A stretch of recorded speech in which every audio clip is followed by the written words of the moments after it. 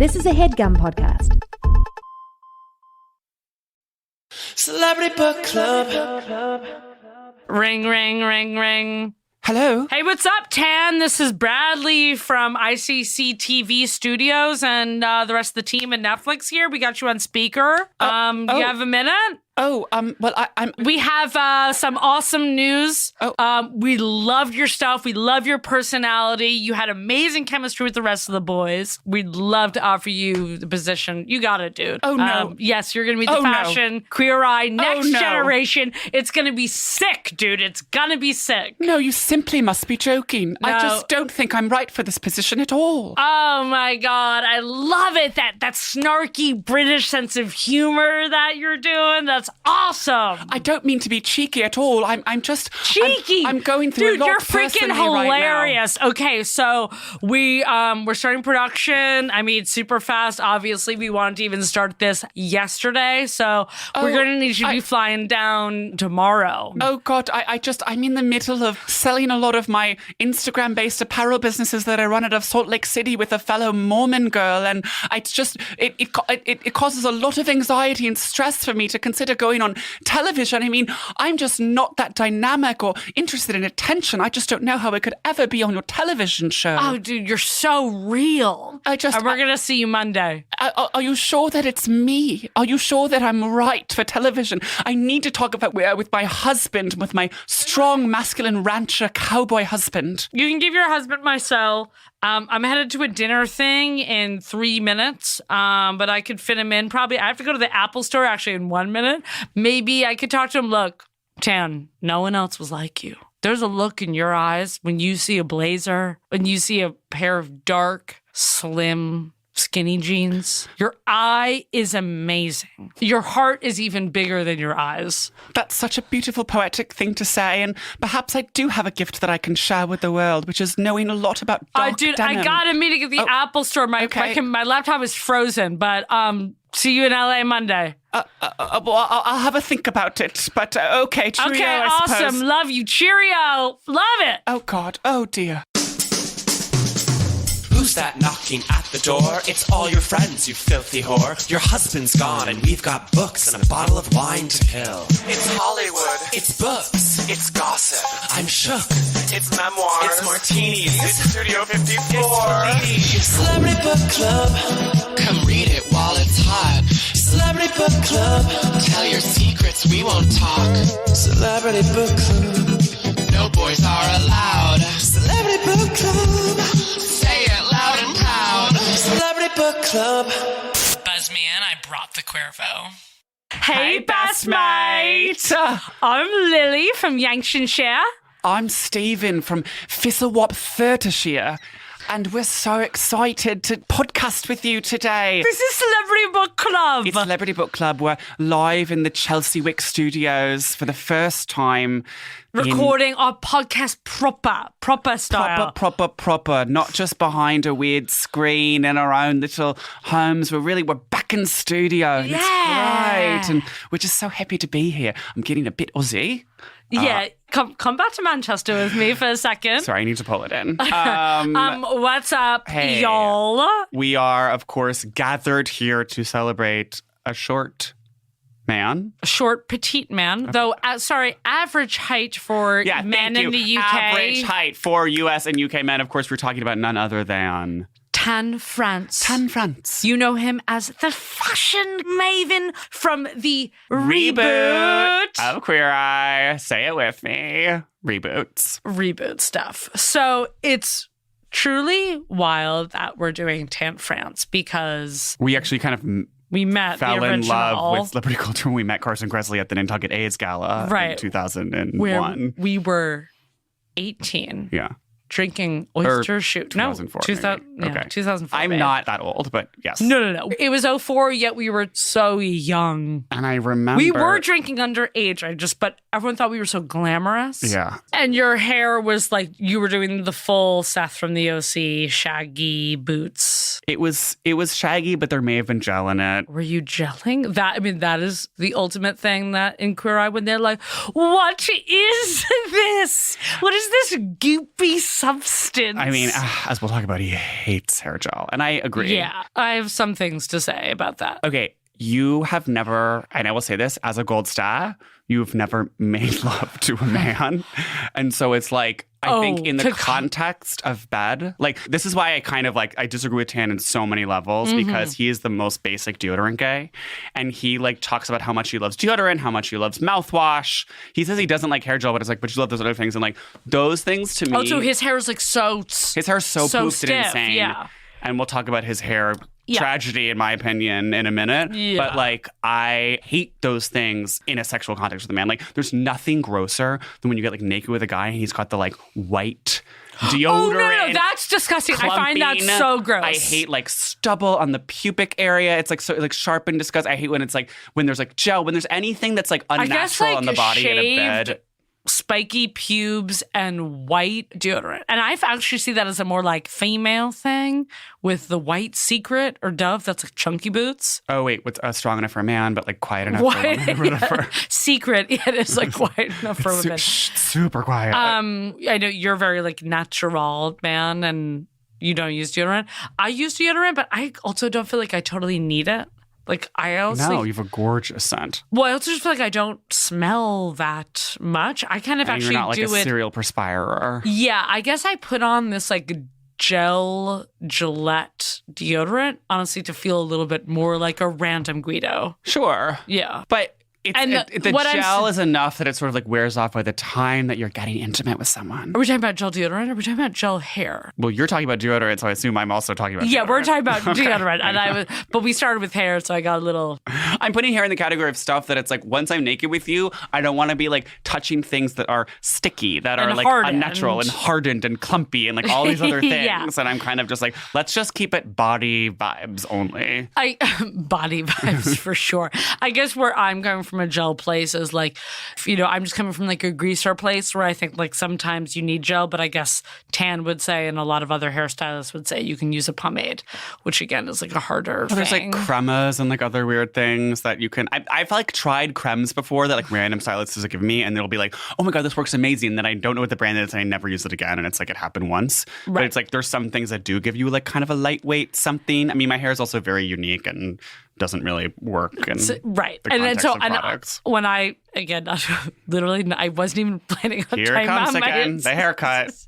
Because I was like, oh, but if I use pomade, because I used to use pomade, I was like, it's just going to get greasy. As a former bouffantist. Yes. Well, that's, okay, we need to kind of back it up for a second, but it's interesting because Tan now has this like... huge bouffant. I guess let's just talk about his hair for a second. Okay, here's what's insane to me. I hate his hair. Way too huge. It's way too huge. He says at one point in the book where he's like, and I realize like, if you're shorter, have higher hair. It's like, that's the opposite of what you should do. No, it's like now everyone's seeing your huge hair. Because now you look like this cockatiel and it's like, it makes you look very disproportionate. And he's actually right, I think, in a lot of like general principles about like proportions cropped and like cropping jeans. and whatever. Well, yeah, sure. It's like, what is he, a fucking geometry major? It is just like... It's a lot of geometry.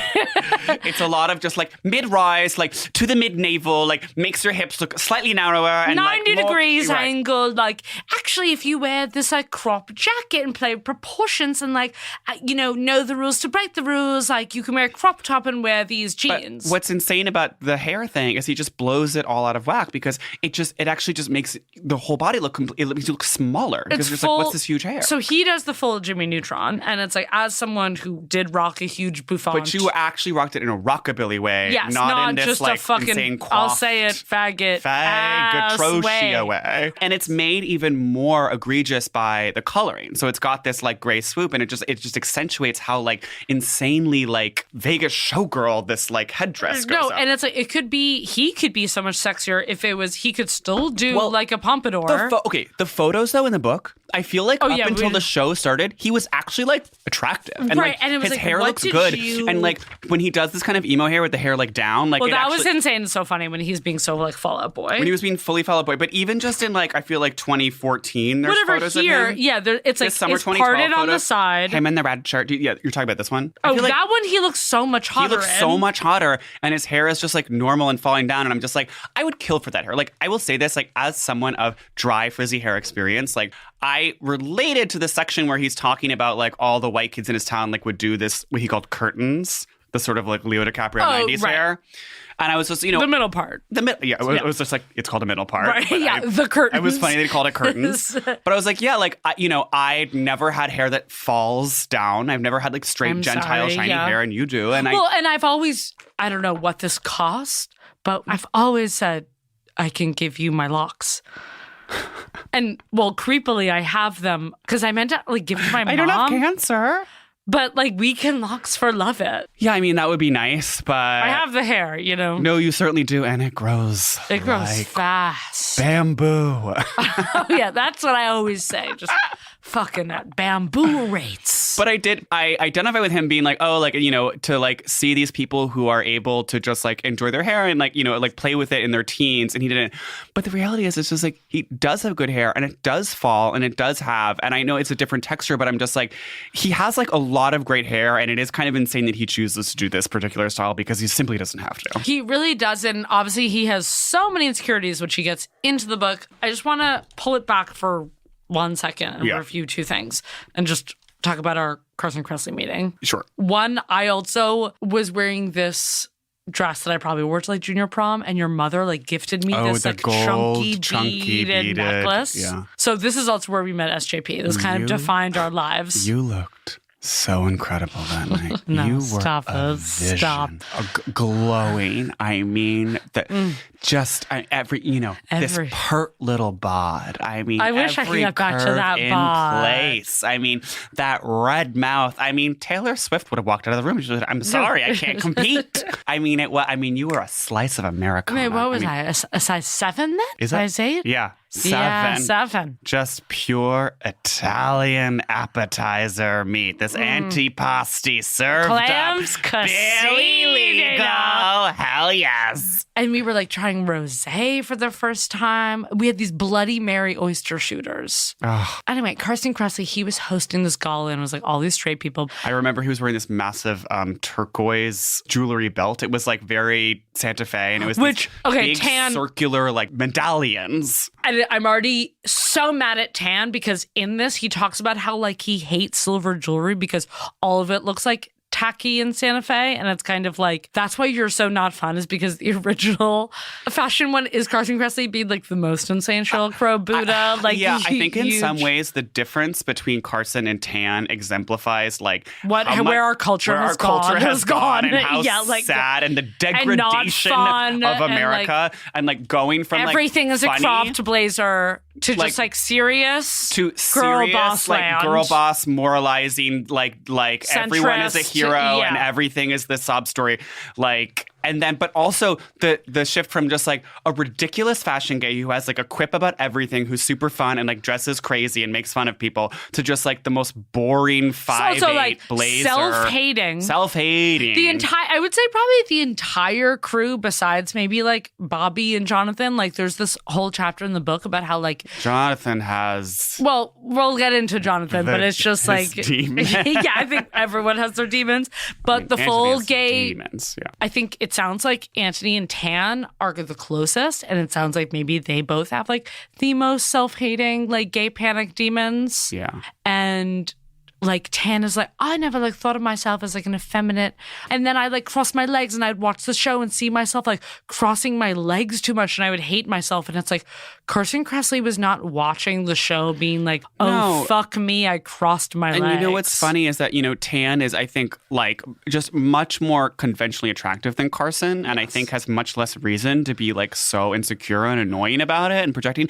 At the same time, like, yes, he grew up like racism in the United Kingdom and he grew up as a sort of like upper middle class Pakistani young boy But in who was northern getting England. beat up by like many like hooligans. I feel like he like got beat up like once and like almost got beat up with it. I feel like it was not. He kind of said like. Okay. So you're erasing how many times Tan got beat up. I read the book, and I feel like it was a lot of threats of bullying, but it was like not so much actually getting pummeled. Well, his brother got pummeled. Right. He didn't.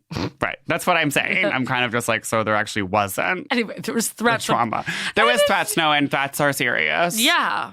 Probably more threats than maybe we have gotten as children. Okay, well, as you know, I've been like savagely beaten up on the street many times. But as an adult. But I was also beaten up by my brother brutally throughout my whole childhood. But more about, I'm actually more talking about like other people, like not family members. I'm talking about just like random people. No, okay, cool. So actually internal family trauma like doesn't count. No, got it. I'm sorry. That's cool. It doesn't count. Doesn't count. Not a big deal. Cool. No. I'm more kind of talking about walking down the street and some big bully who's so Sandlot is like, you little faggot. No, I guess so. This brings us to the sort of concept of bullying as we think of it. No, and you're right. Yes, being like internal, like I would your older brother never beating you up is not bullying in the way that we think of bullying.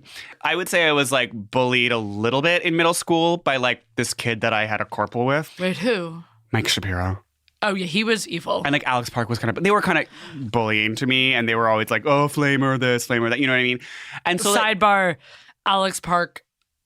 Oh, your fake crush. Yeah, he was my fake crush. He was this guy who had like kind of frosted tips and was like a little bit skater. Yeah. So he was my beard of a crush. Yeah, your crush beard. And when people at summer parties would be like, "Lily, who's your crush?" And I would be like, Alex Park. He wears like DC shoes. So let's go with that one. A tiny bit skater. Because I carpooled with him, and his mom was like kind of cool in the sense that she was like single or divorced and had one of those little signs on the door that says "Chat lunatique."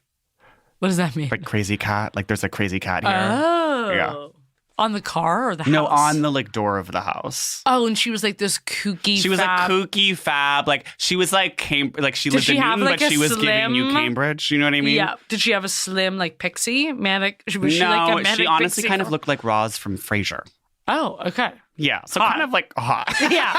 Honestly, so you saying hot. She was bangable. Super bangable, mom. Super milfy. Anyway, I was bullied a little bit, but like not so intensely. And I guess I wonder, the classic gay experience, at least of our generation, is like gays were bullied. I feel like you weren't really bullied. You were maybe more of the bully. Okay, let me take it back from you for a second. I had to become when I was like maybe in high school, I was like a bitch. Or like a... Here we go.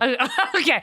But I'm saying in like elementary school, middle school, it was less like people were bullying me and more just like people sketched by my... Right. I know. And being sketched by someone is bullying, and that is violence. And we need to talk about it. And it's more like I was just more like at camp, always like eating alone because people were just being like sketchy.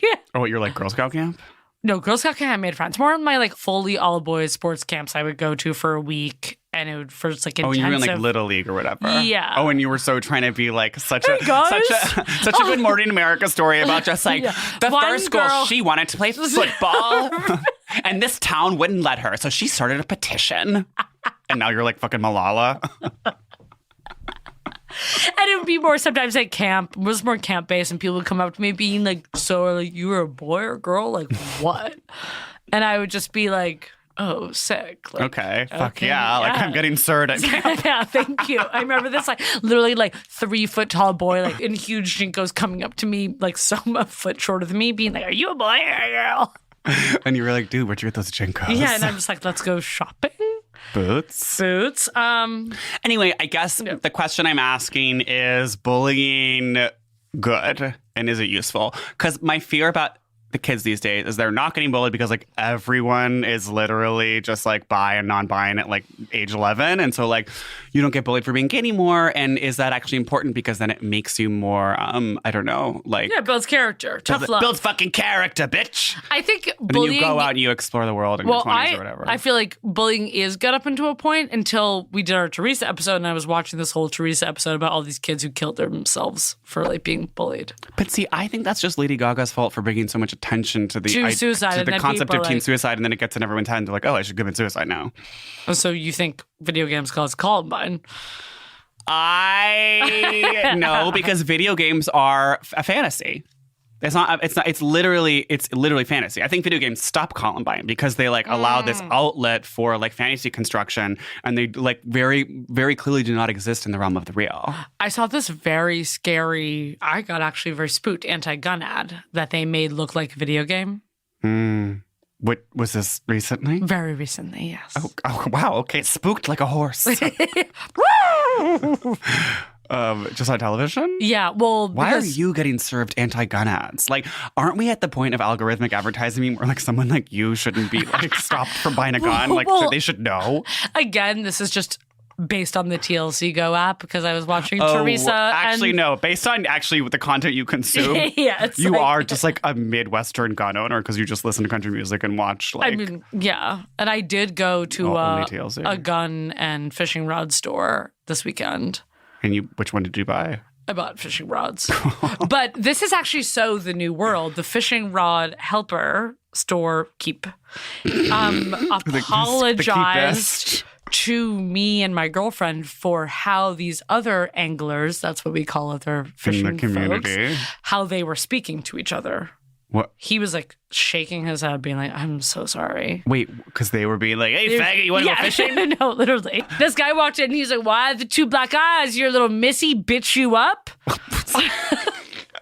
Wait, obsessed. I know. And I was like, it's okay. Like, I'm trying to hang with them. And he's like, I'm so sorry. I'm so sorry that those two gentlemen were making light of domestic abuse. And I'm sure you both serve on the board of many organizations. I guess truly to go back to finish the story about Carson Kressley is that so fabulous. Carson Kressley obviously spotted like you and maybe me, but mostly you, is just like a young faggot in the room of middle-aged like white straight people, went straight to you and asked you to marry him. Oh, he literally did ask me to marry him. And it was like the cutest moment, like also like funniest moment. I think we were like cracking up, like high on wine also, like on that free wine. And it was just like, and also you and me, you know, we had all that internal, homophobia, you know, we were out, but not out. But it was so fun and casual and at this thing, and we were all laughing. And it was a gorgeous door opening to a pathway that I would follow, a pathway towards gonorrhea, chlamydia, syphilis, anal yeast infection, oral gonorrhea mixed with strep throat that created a sort of goiter that had to be treated in a very specific way. Yeah, I feel like you and Eric literally create new variants sometimes. It's not just us, okay? It's the community at large, but we're working on it. Celebrity Book Club. Okay, kind of the most iconic part about his childhood and like where he got into fashion is that his grandfather runs a denim factory for Disney. Wait, the fact that it was Disney branded was so insane. Disney, so and like they're making every like Mickey Mouse denim jackets. Right, so like every big 90s like Mickey Mouse varsity jacket or big denims with Goofy, like. And he was obsessed with the tailoring, and he and he would just like take so much of this Disney gear. Yeah, and just be rocking it so hard. And he is very technically minded. You know, he's very into the purchasing and selling and fabrication and sewing and all of the elements that go into the fashion industry. So what's also kind of like so funny is like, you know, rather than reading this fashion memoir of someone being like, I want to be Stella McCartney, like he is very upfront about how he was like, he is so basic. Yeah, he's like, I'm a huge basic bitch and I just wanted to like design for Zara. And he's like, I wanted to work at Zara and I wanted to be like the purchasing director at Zara and like the regional purchasing manager at Zara. And then go to another store and be a regional purchasing sales director for H&M. And I think that's why he has such a good understanding of what the average random layman wants and needs to wear and like what that person will be comfortable with. And I will say, I think in some ways he is better at his specific task of addressing the men than Carson was. Well, even though I think was Carson is 10 times more entertaining and funnier. If you go back and watch the original Queer episodes, which I recommend you do, because again, I mean, they're genius. Yeah. But he was still like putting men in the most like crazy diesel jeans that were like, I mean, that was also the style then. Yeah, he was being more of the moment. Like putting this Long the Island moment was man more in, of an like- Ed Hardy moment, and like Yeah, everyone like was huge vertical stripe button down. And it's like Tan is basically just being like, okay, you need a blazer that fits, you need a polo that fits, you need like he understands that classic you dad need stuff sneakers that fits are you. leather with like a rubber And sole. Carson would just be like, "Oh, you love." He's not British. Oh. Carson would just be like, you love the band Motley Crue. We're going to find a vintage Motley Crue t-shirt. Like, Shred it. iron it onto another shredded studded denim jacket and give you this amazing custom piece that you can wear and show off to your friends. And it's just like this random celebrity straight guy is just like, this is insane. I'm not going to wear this like gay 80s jacket. He's going to be in the marriage or mortgage bitch, just being like, oh, you like this one thing? Well, I'm going to go completely insane with that one idea and spend and just, like, thousands of dollars. Yeah, and with like it. create this insane like Motley Crue shrine room Yeah. in this house I'm trying to sell you and like make you cry and like emotionally manipulate you. Similarity between I feel like we've of gay guys books we've only read Tan France and Chasten. Is that correct? Okay, I feel like this makes Chasten's memoir look like the fucking coal miner's daughter. Like it literally makes Chasten look like he's had this insane, interesting hardscrabble life that's like so full of like drama and intrigue. And it's just like No, this and is he was literally thrown down Tan and- just being like, and then I worked at Zara, and then I dated one guy, and then I dated one more guy, and then I married him. My point. I mean, that's also very being Chasten, which is he's only that dated one other person. these And they work at retail jobs and they're so basic. right is that these gay guys like they spend so much time just telling you about like Their retail their jobs. retail jobs that they had in their 20s. And he's like, and I couldn't keep a job. He was like, and so I think this is actually so indicative of the gay experience. And I've said this before. I really don't think that gay people can work. the ADD culture. And I don't think that they they're really can't. capable of it. Because I think Tan like is kind of like me in some way. I feel like he is like, good at taking like standardized tests. And like he kind of gets seemed a like he lot of got- jobs. I think he like seems he's professional. very good in the room. And he's like good in the room, but like ultimately we're really not made for offices. Like No. we really cannot survive in that sort of like heteronormative like setting. I think we're just like we're too obsessed with ourselves. We're too talking to ourselves in our head. And he was We're getting in too fights weird. with so many gens, always like getting Always him below. having Wait, crazy also, rivalries with these random Jens and Laurens at the office. It's just like we're really not cut out to work, and I don't think gay people can finish tasks or do normal jobs. I absolutely agree. I don't think it's in the cards, and we shouldn't be expected to. And this brings me to my next point of just so like, okay, so he randomly hates women is like the vibe in this book. Well, okay, I have He loves women, but then also Are you he's talking like, about the part where he says that women are always catty in offices? yes, which Wait. is true. That's literally true. Well, that's very true. But I'm just Like, have you ever, like, as someone who has worked in many offices, the thing is, the men, like, don't talk shit about each other in the same way. Whereas every office I've worked in, women have this way, and yeah, they talk shit. No, but there's a specific way in which they do what I call the reverse stage whisper, where it's like, Oh, they talk like this? they talk like in a normal way, but if I'm 2 feet away, I couldn't hear what they're saying. They've like figured out a way to just like have the actual like like the sound waves of their voice just like mimic the air conditioning or something, so you like can't hear them because while they're just being like, oh yeah, I mean, here's the thing is that Stephanie isn't right for this project, and she knows that she's not right for it, and so she's trying to overcompensate. And the thing is, this is all going to go to hell in the meeting next Tuesday. And it's just like, wait, what? It's like actually crazy. I've been in this situation so many times where literally 2 computers over, I cannot hear the conversation, and they're not whispering. Okay, I guess my point is that it's like one that is true, but I still do think he does hate women because he Well, of also course, he's a gay man. Yeah, he's like a gay man. Because he wants to be a woman. He wants to be a woman. He's like so angry and also like so much to unpack here. He has this whole chapter about drag where he's like trying to convince It's not the for me. He's like, it's not for me, and it's like, okay, I didn't think it was.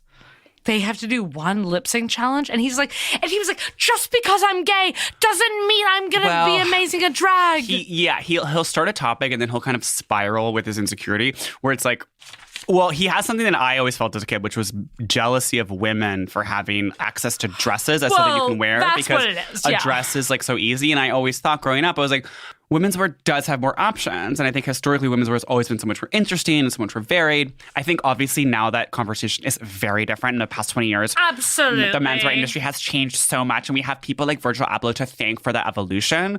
But I do, historically, women have had more options. And like the idea of being able to flit around in a dress is something that seems freeing. And like obviously he is so repressed for so many reasons. I mean, Yeah, he's British, and gay and Pakistani. So I think And all Muslim, and Muslim. So so- all three of those things are something that makes you really sort of uptight, repressed. Like all those cultures are classically like, and so I think he's Cover the up. most like, you know. He also, I mean, he's obsessed with, he basically is Mormon. Yeah, it's really okay. So he moves to Utah and marries this guy, If I and can just- he starts a fashion business with a Mormon Instagrammer. Like how he came to, first of all, he doesn't really explain how he got selected for Netflix, but his whole career up until Queer Eye was running a like retro swimsuit business for women, then running a knockoff version of his own retro swimsuit business for women, then starting a separate Mormon dress business With a this Instagram influencer. blogger who loves the color pink.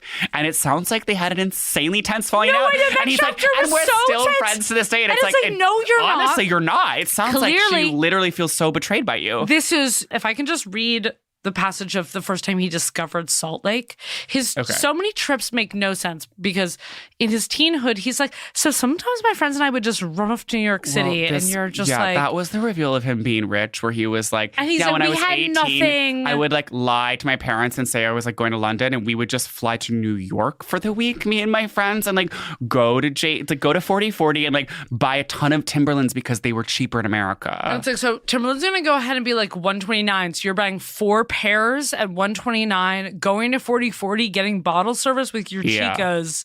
Like, obviously he had a credit card and he's a daddy's girl. yeah, like Because I don't. he's always quitting jobs with abandon. When he just walks off when he's working at that gay bar and it's Pride and he jumps out. over the Yeah. bar. He's like, I'm sorry, I can't. I have It's to your party. first It's my first Pride. Pride. Which I did. That was Yes, fab. no, that was fab. I mean, I loved that moment. Okay.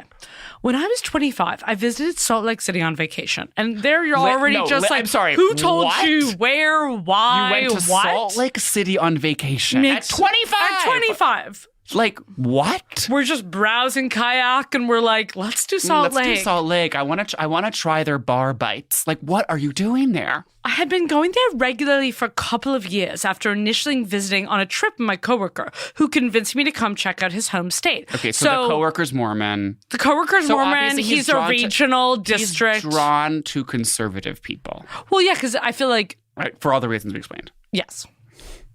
I want to talk about the Olive Garden date. So these fair weather friends of his in Salt Lake City are just like, okay, get on this random app and it's pre-grinder and like what's it called? Like, if it was like not Connection or it was, yeah, something. connection with an X or something. I mean, I'm trying to, okay, so I used to be in an app, there used to be a website called Manhunt, and there's also a website called Adam for Adam. So Oh yeah, you remember those days. Yeah. I was like sleeping with guys on Adam for Adam, like when we lived together, like this was before Grindr Yeah. or Scruff or anything. And it was it location based? I think it was. It like used it your like feels a little more IP address profile. or something, but it was still being very profile and weird. And like Manhunt was so profile, and it was also very. You were way more likely to Like fully Sam get was very catfished. Manhunt. Yeah. Well, Sam, you were more like- Adam for Adam. I don't know. Sam was more like wanting to be murdered Catfish, under yeah. a bridge by like a full catfish. Anyway, so they meet on Connection, and right, so it's kind of in the Manhunt area of time, and he meets this guy Rob, who ends up being like his person, and who he ends up getting married to, and who is like his soulmate, and they meet for a date at the Olive Garden because Tan was like, people told me it's the most boring place on earth, so I thought if I could have a fun date at the most boring place on earth, then I know it'd be for real. Which, in some level, like, is kind of cute and is like a rom-com like Yes. story. But I also just think this is this thing where he basically is the most basic person alive, and he just like the first date he goes on with this like guy who's like masked and hot, he's just like into, and it's just like, okay, and he's cool. making up this whole story also because it's like, okay, well, 3 pages ago you said you were at Chili's and you said this is the most amazing place I've ever been to, And you're so like- why are you calling Olive Garden so boring? Yeah, I mean this is why And he he's is like, so oh. Mormon culturally, because it's like the two ends of the cultural spectrum are Chili's and Olive Garden. And he's like, as if oh, no, there's no, miles of Chili's distance. is like super fabulous. And then he's like, oh, the food is bad except for the breadsticks dipped in Alfredo sauce. And it's like, well, that's kind of the point of the Olive Garden. So Yeah. sounds like you loved it, babe.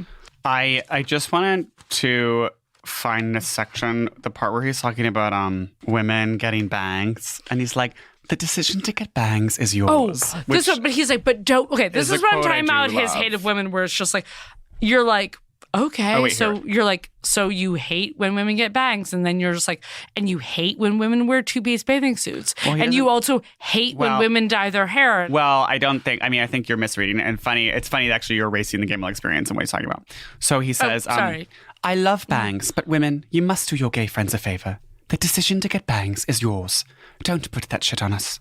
If you want a shoulder to cry when your hair is going through that awkward growing out phase, I can't be the person when I was the one who warned you.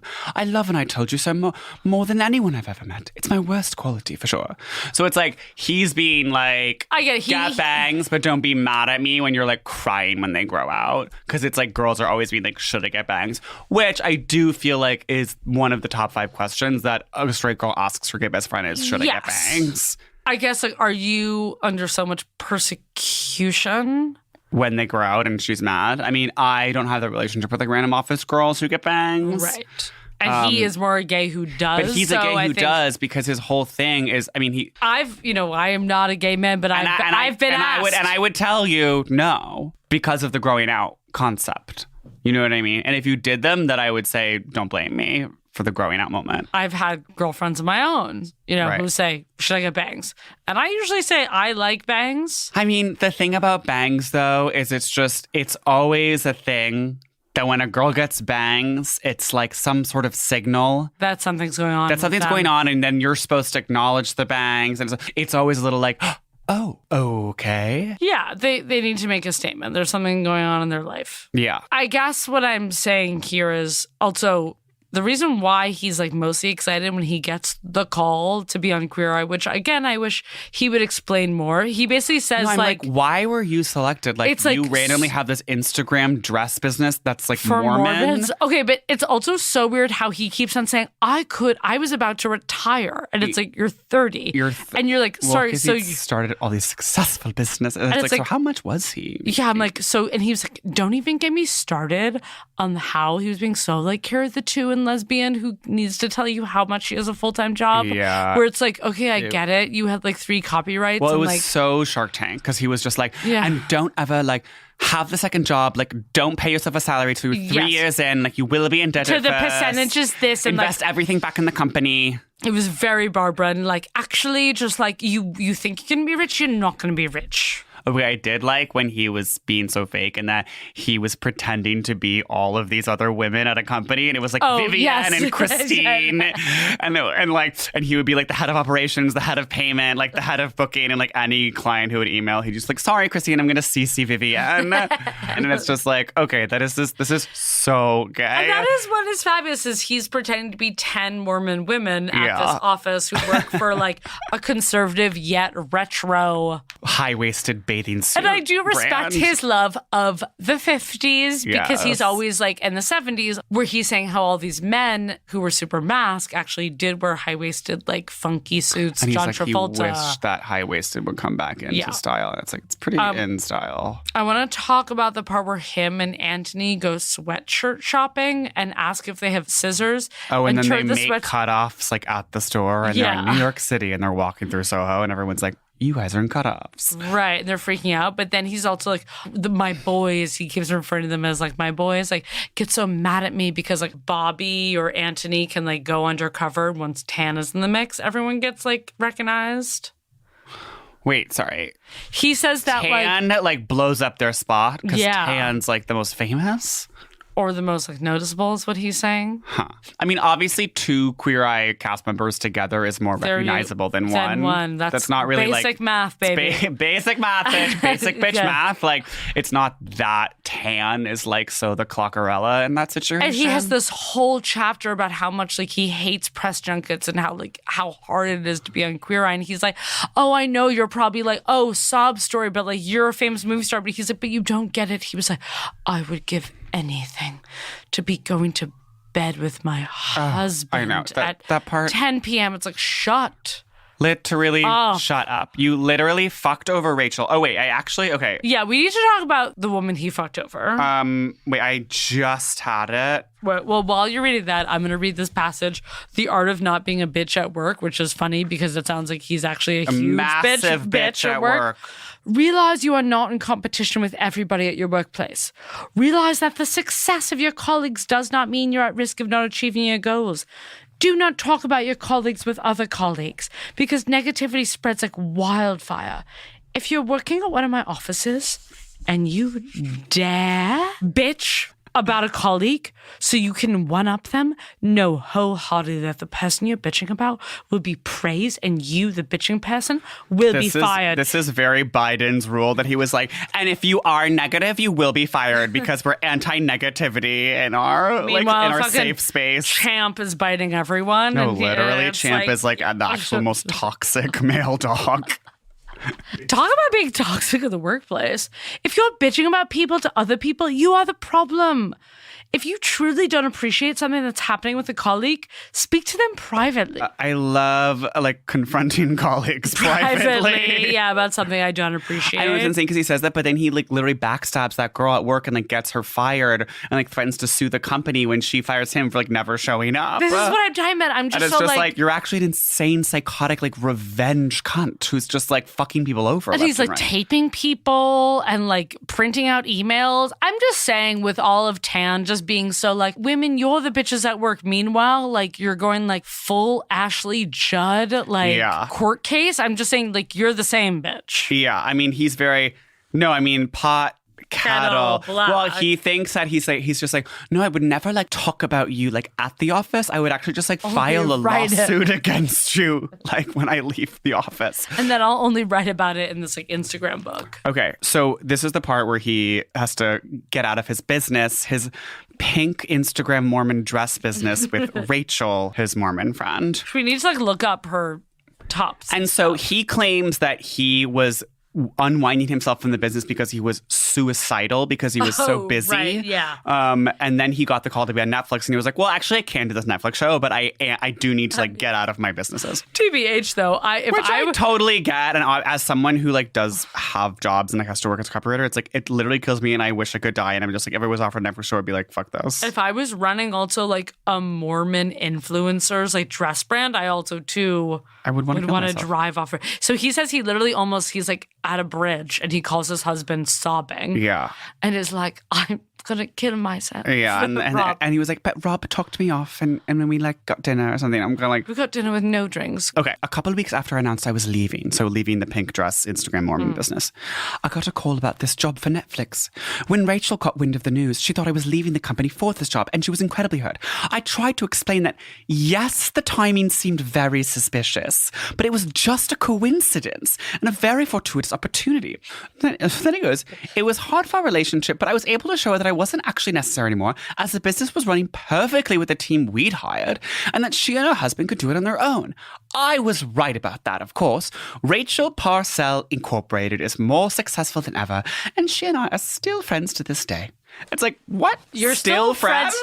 It's also he didn't say and we're the best of gals. He said, and we're still friends. General friends. We're general Salt Lake day. City acquaintances to this day. Also, the fact that he probably told her that he was already telling her that he was leaving. So she's okay, I guess that's super upsetting, but I can accept that you're suicidal or whatever.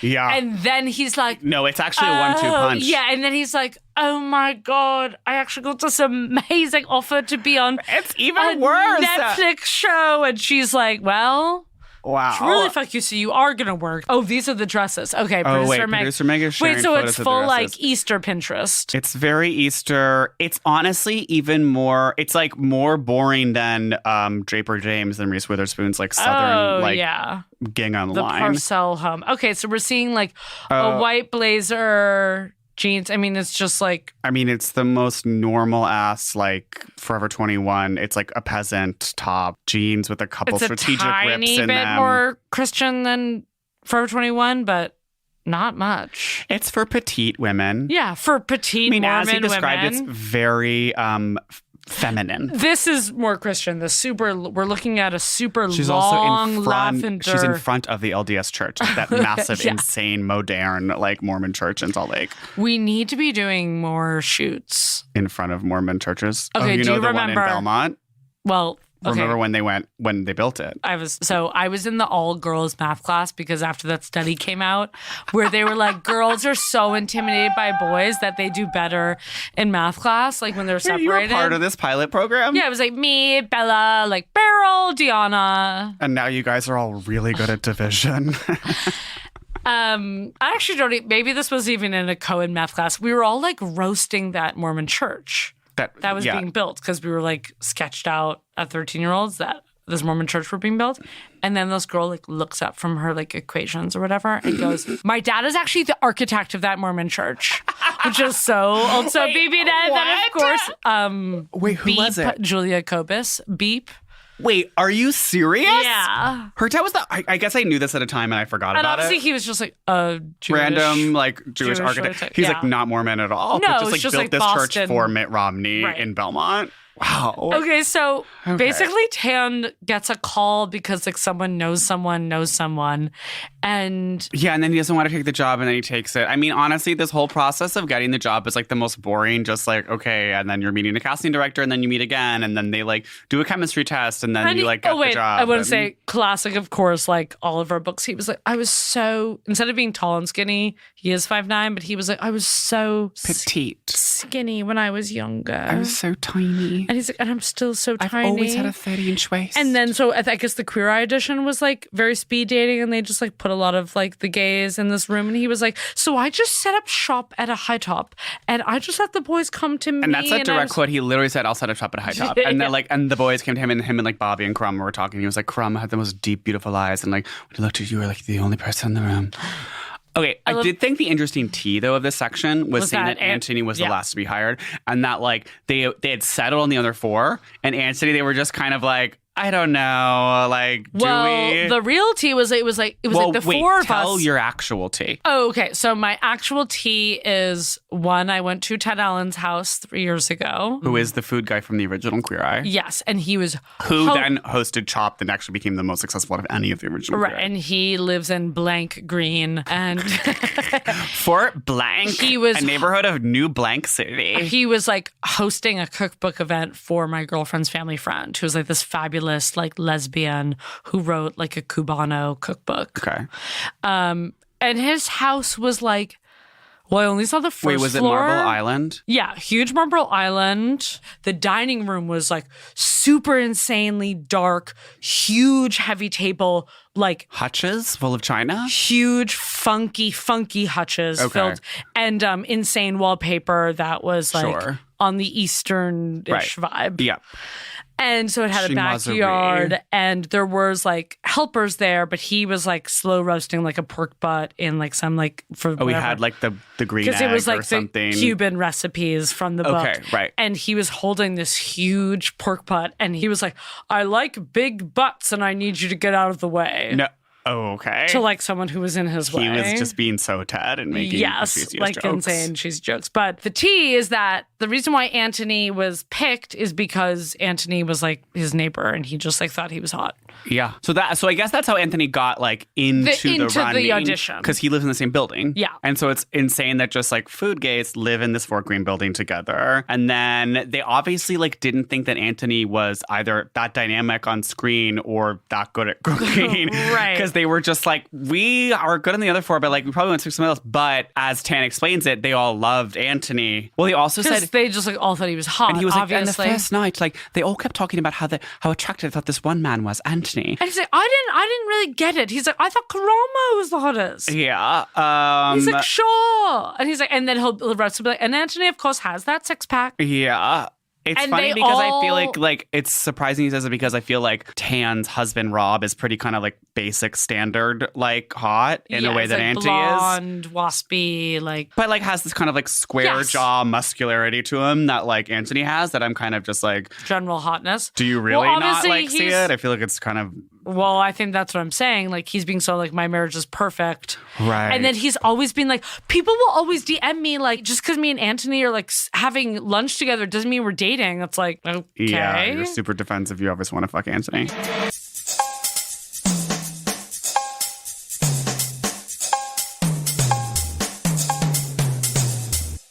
Segment denim. What does she wear? What does she eat? How does she live? Okay, what does she wear? What does she We're wear? quite I mean, aware of what she wears. She loves like a super. She likes skinny jeans. Okay, I will say this. He is right about a lot of his basic tenets of fashion, which is that it's like dark colors look better most of the time. Yes. Because they pair better with most things and like they make you look slimmer and they're more day to night. It's yeah, like, it's just like yep, black jeans, pretty, dark jeans. It's kind of hard to argue with that. And then he's just like, I think like a slim jean looks good on me and like low rise is unflattering. Low rise and flattering, like boot cut is true. unflattering. It's like, yeah, that's basically true. And high rise, like, yes, play with it, but like it's not like the go-to. Yeah, I don't know. It depends. I mean, I feel like if you kind of have a fupa, high rise can be a little bit fupanya. Yeah, I mean, I usually hate a high rise because it's just like it can fupa someone who doesn't even have a fupa. Yeah. And it's like some people are just like obsessed with fupaing themselves. Yeah, I mean, it also like if you are going for like if you're like a curvy femme and you want to go for fupa, then like that can really work. True. But yeah, I think I guess some girls I think tend to, and it may be in the more of the queer femme space. Right. They're not trying to, and yet they are, and they think that they're not. They fupa themselves like to death, and it's like you didn't need to do that. Oh, you actually are making yourself have more of more a than saying you're fupa. giving yourself a fupa. Yeah, you're doing front diaper, and it's like we didn't need to. Truly didn't need to. But yeah, we know what he wears. Loves. Okay, why is everyone obsessed with Tom blazers. Brown? He talks about he like wears Tom Brown to the Emmys. I mean, and he's I guess we like can't talk shit about Tom Brown. I'm not here to talk shit. It's just very Darby's Law, where I feel like no one was ever talking about Tom Brown last year, and now everyone is in Tom Brown for a photo shoot. I love that we're saying that phrase Darby's Law, which is someone that we saw on a Facebook group from like some girl who went to my high school that I'm not even friends with, that like some other friend group said is Darby's Law when you hear something and then hear it again. I'm sure there's another term that's much more well known for that phenomenon. Well, but 9 a.m. Club. 9 a.m. Club. Put it in the fucking Reddit like canon, bitch. Darby's Law. So yeah. He also loves. He's like, remember when Marky Mark were crop tops, and this is right. He starts like doing crop tops. And he also loves, he's like, I love printed tops, but he's like, I actually wear white t-shirts and he's black like, there was t-shirts actually only three, a four. lot. Well, this is why he's so basic, because he doesn't realize that. So, because he talks about how like everyone made fun of like him for putting every stripe in a floral top. And he doesn't really understand that a floral top is sort of a metaphor for the basicness of the show itself. Right. And he is kind of just like, I only used 4 floral tops in season 1. And it's like, babe, that's not the point. We're not actually like keeping score. It's that like your vibe is floral top. And like, that's what you don't understand. He is true. So he says like gay guys invented tight t-shirts at some point. Like because of like it's 70s and 80s or whatever. Yeah, but it's also like straight people. I don't know, the 50s, Marlon Brando, like cigarette in the shoulder, like rolled up in the shoulder. He's basically always saying gay guys invented every piece of clothing, and it's like, again, the past, actually. Like, I don't know, Marlon Brando wearing it. Well, Marlon Brando was bi, though. So right, and hello, like, fancy clothes. The church, obviously, everyone in the church has been gay since the beginning of time. Tons of straight guys were also wearing high-waisted pants in the 20s, so...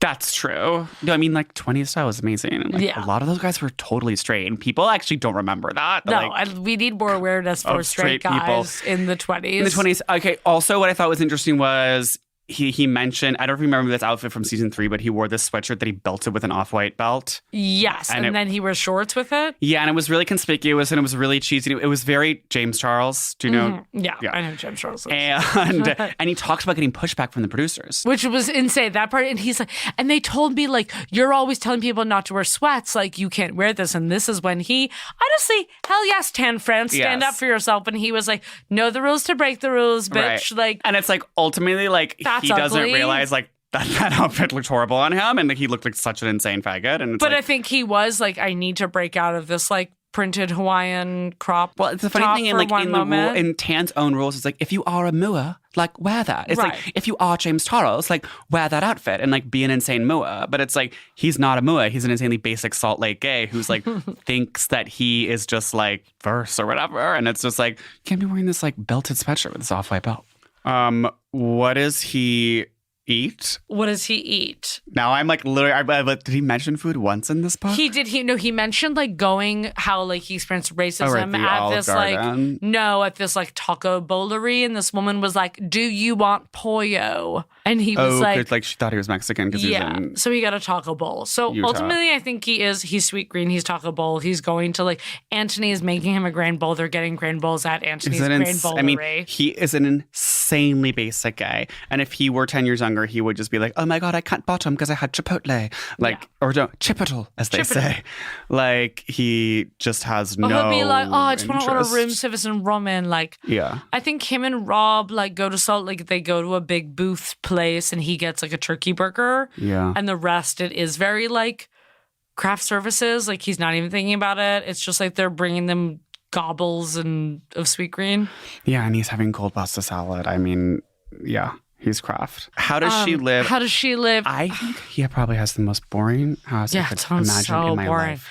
It also Gray. sounds like he hasn't totally upgraded. And he's like, I don't need a fancy house. Yeah, because he was living in a one bedroom when he was running his Mormon dress and bathing suit companies, and like Oh, and they the were being husband so was shipping like and being so fulfillment. shipping fulfillment. It was like so a Shark Tank update where they're like having so many boxes in their empty living room. They're going to sleep on like so many rollers. It's also weird how he always is like referencing his husband's job at the hospital, but like clearly the husband's not a doctor Yeah, because the husband's not or nurse. The husband is like seems pretty available. Yeah. I think there's literally just like one like dark gray wall, one green wall, one I think sconce, he like one maybe has a table, like statement wall. nothing on the table, like no books on the shelves. It's just like kind of an empty weird I think he house. has like a big coffee table book about Audrey Hepburn. Yeah. Or it's not even Audrey Hepburn. It's just kind of like glamour. It's like Vogue covers. Yes. It's Big, not even as beautiful- specific as Audrey Yeah. Hepburn. It's just Vogue covers from like 1940 to 1986. And it's like a big, comfortable couch that him and his person can like watch American Idol on. Yeah.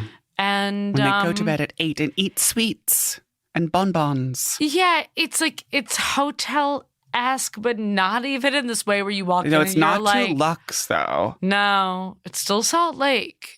Big proportions. It's comfy for sure. Yeah, like big, big chairs like around the island. Whitish rug island. I'm like even falling asleep. I'm thinking falling he's- asleep thinking about this house, and it's like even the closet isn't fabulous either. It's I'm like I just- guess it's. I mean, obviously it's like a walk-in. He must have a nice walk-in, and because he always is like, oh, my husband is like, his husband is like probably like stealing like a cashmere blazer, Right. and he's like, that's mine, Rob.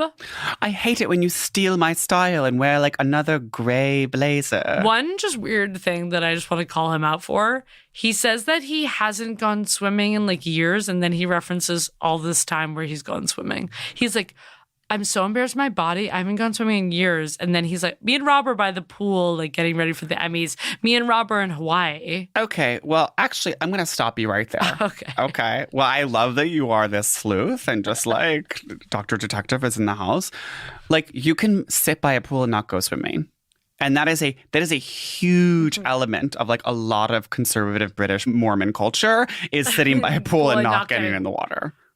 But And he so- says he's in his bathing suit, lounging by the pool. I But mean, he's in again, a you shirt, can like a top. get a bathing suit to go sit by the pool and not go in. I Right. feel like that's so many people are just like sit by the pool and don't go No, in. I'm not sure to call myself in because I think there's so many people who actually do not swim and just sit by the pool, and I'm always confused by them because I'm such a water bug. Well, you are a water and bug. I'm like, why wouldn't you soak yourself? Yeah, and you're always just like time to cool off. Right, getting heated.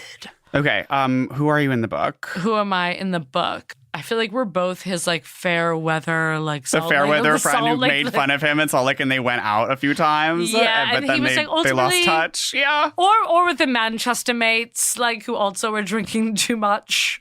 I think I'm the Salt Lake friend, and you're a friend of Dave's, who was like, he's like, if that's your bag to go clubbing and drinking every night in Manchester, You know that guy I slept with who died of autoerotic asphyxiation is from Salt Lake. wow.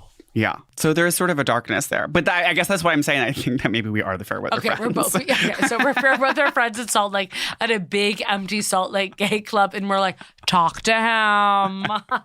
And then we're kind of like, I don't know. Tana's like a little bit random. Tana's and random and serious. And we're like, oh, Tan's in town. And we're like, and I he don't like know. invited us to like the launch of a bathing suit on Facebook. We're like, oh, I didn't go to Tan's launch. And we're like, are there going to be drinks there? But it's ultimately Mormon. And we're just kind of like, okay, are we and we're going like, so we're here pre-gaming, and then there's like not drinks at the launch. We're just like, we fucking drinks there because he's a fucking Morm chaser. Fair with the friends. Fair with the okay, wait, friends. we need to launch our own like a Mormon our own like direct to consumer retro. cocktail business called Fair with Her Friends. And it's like bottled drinks to have before dry openings of a Mormon when you go to your like your bathing loser suit. friend's dry opening, just like get wasted before with Fair with Her Friends. Fair with their friends. It's 7.5. Like percent alcohol? Yeah. Oh, I was thinking more like Oh, like 15. 11.5? Oh, okay. Like cocktails. Yeah. Ah, okay. Chica. Our next book Is Sharon Stone's new memoir, hot off the press. and it's called How to Live Twice or something. Oh, The Beauty of Living Twice. Honestly, the cover is insane. It's so And the- gorgeous looking. the It's one back of the best is cover insane. designs I've seen so far. Like, this is a real marquee episode. Yeah, the back of the book also is a blurb from the book that already feels like it's going to be absolutely madness. It's like her waking up from surgery or something and being Yes, just like, I to saw like God. to like a super hot doctor. But do absolutely review and subscribe and tell a friend. Tell your and, mates and- to subscribe. And actually do at me. Do Yeah. like at a little screenshot Oh, of yeah, your favorite part on of the the episode. Instagram. And Like like a little a screen recording. Be like, this was so funny. I think this is so hilarious. like a proper screen record. super cheeky. proper Yeah. screen record. 9 a.m. Club. Let's see the screen records. Thank Let's you. see it. Okay. Best.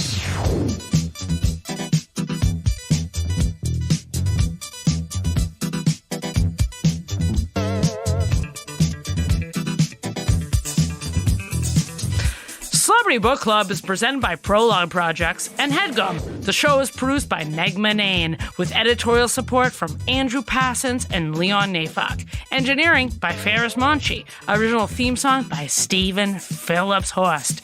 Artwork by Teddy Blanks at Chips NY. Don't forget to subscribe, leave us your freaking thoughts, and follow us on Twitter at celeb_book club.